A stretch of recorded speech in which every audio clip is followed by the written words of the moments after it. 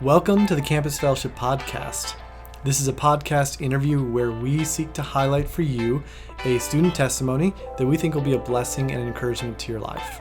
My name is Jacob Bennett. I serve as the Executive Director of Campus Fellowship, which exists to equip local churches to implement and sustain dynamic and disciple-making college ministries whose students worship God and change the world. But also with us today is Luke Boyden. Luke, welcome. Thanks for having me. Yes, great to have you. Luke, which campus ministry are you part of? I am a part of Kansas State's chapter of Campus Fellowship. Sweet, K-State, love it. Luke, what was who were some of the people in your campus group this last year, and maybe what was something fun you guys did together? Yeah, we at K-State, we're not the largest Campus Fellowship chapter by any means, but we certainly are a close-knit group. Some people in our group are people like Jesse, who's on staff with us, and we obviously have the whole Walter family, which if you're in Campus Fellowship, you know them. They're amazing.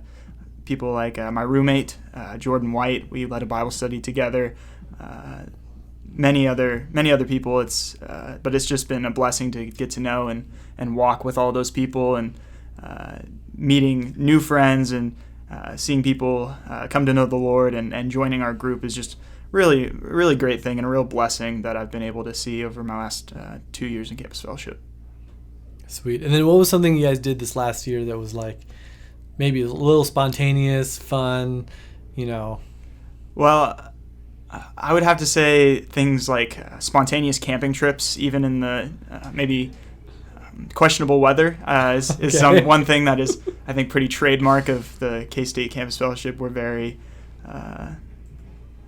we enjoy doing a lot of stuff outdoors, and one of those things is going camping at the lake, or maybe I know another thing in Campus Fellowship is volleyball. We love playing volleyball, spike ball, all those things are things that we enjoy to do. But one thing I've found that I think is really special about our group is how involved we get with the families in the church that we're connected to. Yeah. And that's something that I just don't see anywhere else except for our group, which is just really cool to be able to meet families that are knowing and walking with the Lord and how they raise their kids. And all of these families, most of them are people who have already graduated and were in college ministry together, and just seeing how they progressed from being in college to now having a family and still living their lives to the glory of God, but just in a different chapter is really cool.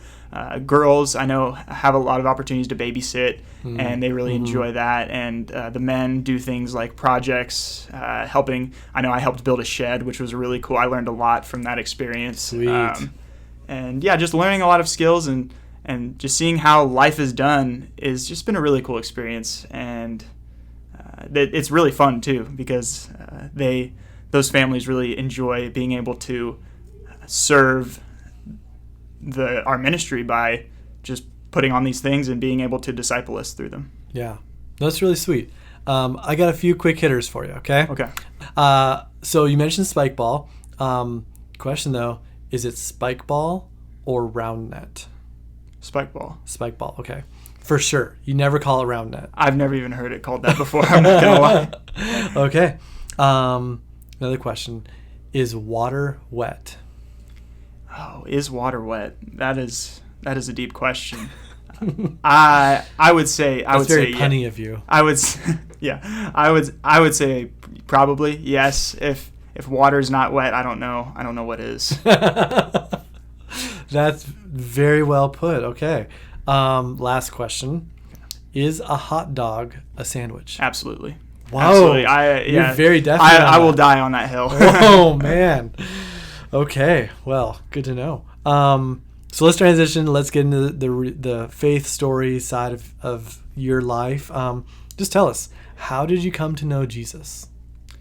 Yeah, that is a great story. And I would say that my coming to know the Lord, a lot of people have testimonies that are, everyone's testimony is different, and it's all to the glory of God, how he saves people in different ways. And mine was very much, though, not a quick conversion or a obviously death to life happens in an instant, we know, but it wasn't a spontaneous at a moment. I feel like the Lord has been drawing me over a long few years to come to know him, and it's been it doesn't seem like there's a lot of growth, but then I look back over the course of time and it's like, wow, the Lord has brought me a really long way. So I would say I grew up in a pretty normal household, kind of nominal Christianity, wasn't a huge deal. We knew God, and we knew that he was real, and that he was obviously, he's the God of the universe. We knew that. We had those facts in our head, but we just really didn't live our lives in the way that showed that. And so I would say my first real experience was in my high school youth group that I got invited to go to by a few friends, and it was kind of just pitched as a come and have fun. We're going to play some games, eat some food, and hear a short message. And I decided that it might be fun to go, and a lot of my friends in high school had started to go to it, and so I went, and it was a good time. And I remember the first message that really struck me. It was the first night that I was there, and I was like telling this, the message that really struck me was on Ehud, the judge, and how he assassinated one of the kings of one of the nations that Israel was opposed to. And if I'm not going to go into detail, but if you know the story, it's kind of a rather interesting account. Yeah, and okay. That, for some reason, that the application and the I guess just gospel that my youth minister was able to bring out of that really just kind of struck me. And I started going every week, and really the messages were just how to live as a Christian in high school, how to be I guess grow in your faith even at a young age, and in a high school and in a world that's surrounded by a lot of different distractions, learning how to be a Christian and live in a way that shows that off to the rest of our school was just really something that stuck with me, and something that I wanted to grow in. And then I was kind of in this, I would say I was probably a Christian, but very just weak, had no idea how to feed myself. I was trying to read my Bible. It wasn't really going. I wasn't getting a lot out of it. And I started going to church, which was the first time I'd been to church pretty much in my life. And that's how I started my college career, which was just a very unsure, on the fence, didn't know what he was doing Christian. And that's when I got involved in Campus Fellowship. I was walking by the Union, and I met John Hastings, and he asked me if I would like to read the Bible with him. And I'd never really done that with anybody before, and it was a great experience. And I just started meeting with him, telling him about my life, and got involved with the people at CF. And it's from there it's history. The Lord's been growing me slowly, and I've being around older and more mature Christians has really just had a big impact on me. And seeing, I really think these people know God. I think that these people have a relationship, like they're walking with God in their daily lives, and that's something that I really wanted to have myself. So it's been really cool. Yeah, that's really great. I think there's probably a lot of first year students, freshmen, on campus who have grown up in a church of some kind. There's maybe been some seed planted where it's like the truth of the gospel is in their brains, and not everyone has a moment of epiphany where they realize, you know what, I'm not a Christian, I need to become a Christian. Maybe for some people they just are in the church a long time, and then they realize, you know what, I wasn't a Christian, but I am now. And identifying the exact moment when that when the switch got flipped, or the flip got switched, however you want to say it, but is maybe a little hard. But so maybe what was it like for you? Like, when did you realize, oh, you know what, I'm different now? I think that realization came around when I started returning home and trying to hang out with my old friends and do the things that I used to want to do just did not seem appealing anymore. Not that we were doing things that you would necessarily call sin, but just I wanted to give my time to other things, and I made a priority out of things that I had never really thought about.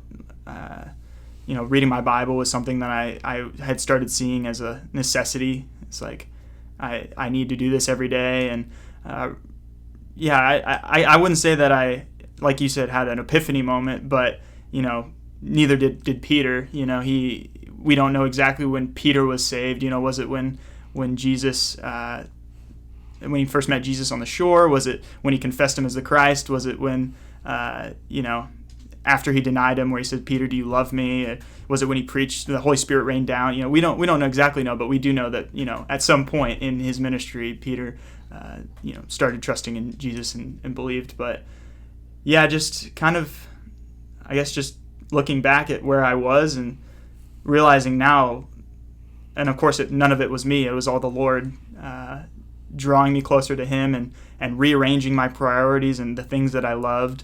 And just seeing that just really opened my eyes to like, oh no, I have been changed. I'm not the same person that I was. Yeah. And that gets to the heart of how like so much of our behavior, like God is not about wanting to manipulate our behavior. That's like not what he wants to do. He wants to change our hearts. Absolutely. Inwardly. And I think that what you're sharing is just a testimony like to that. So yeah, one thing that I think is really cool is I think when we become saved, we actually become more of ourselves than we were before we knew the Lord. Like we are ourselves, but a better version of it. Yeah. Yeah, no, that's wonderful. I love how you put that.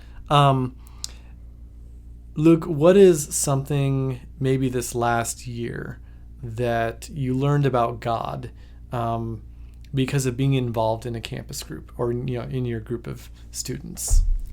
I would say I learned just that God wants to have a relationship with us, and that's really the most important thing that you can commit your life to, is investing and putting time into that relationship. I think before I was saved, I knew there was a God. I had the knowledge, but I guess I didn't understand that he would want to have a relationship with somebody like me. And like I said, I was around people in college that I was like, wow, they really know God. They seem like in their daily life, they were walking with him. And it's something that I wanted, and something that as I started reading the Word, I started seeing that that's what Christians are called to do, is to forsake the things of this world and to turn to God and, call on the name of the Lord. And it's, I remember the first night of CF that I went to, John Hastings was saying, if you're just in this ministry to just keep your faith through college and that's it, and then graduate, then this is not the ministry for you. And I remember thinking, dang it, that sounds great to me. But he challenged us, if you want to have genuine community and to be challenged to grow in your holiness by God and by your peers, if you want to really just gain ground for the kingdom and serve the Lord, then this is what we exist for. This is why, that's why I would encourage any Christian that's a freshman to join Campus Fellowship. It's just such a unique experience, and it's such a interesting time of life when you're a freshman. And I remember being kind of like on my own for really the first time. I didn't even move to K-State with any friends that I had known previously. It was all new. And I really was just able to find genuine community here, and we all serving the same, I guess, mission and purpose, and knowing that those relationships were deeper than, what I saw other people committing their lives to when they get to college. And it's just such a critical time, and really started forming who I was as a person. And I think a lot of people share that experience in college. So yeah, it was just really great, and I wouldn't do it any other way. Yeah. No, that's really good. Great. I love to hear how Christian community is more than just a friend group. It's got to be more than just a friend group. Otherwise, you're losing out on personal sanctification, growth in holiness, becoming more like God. If our Christian community is just a friend group, it seems like probably a pretty shallow community. Yeah, absolutely. And I just know that the reason why we do everything is for Christ. That's, when you think of Campus Fellowship, our first C is for Christ. And it's like, if Christ isn't who he said he was, then this whole thing that we're doing is for nothing. Like we have fun at conferences, and we do we have good times at midweek and stuff. But if it's really if Christ isn't who he says he was, then this is all a waste of time. We should be spending our weeknights doing something else. But yeah. Jesus did rise from the dead, and man, I can honestly say on like Thursday nights and on weekends during the summer, there's nowhere I'd rather be. Yeah, no, that's really sweet. Well, thank you so much, Luke, for joining us. Listeners, if you found this encouraging, please subscribe, give us a rating on your podcast app, and also don't waste your time. Get involved today in a campus ministry, and especially one of their small groups.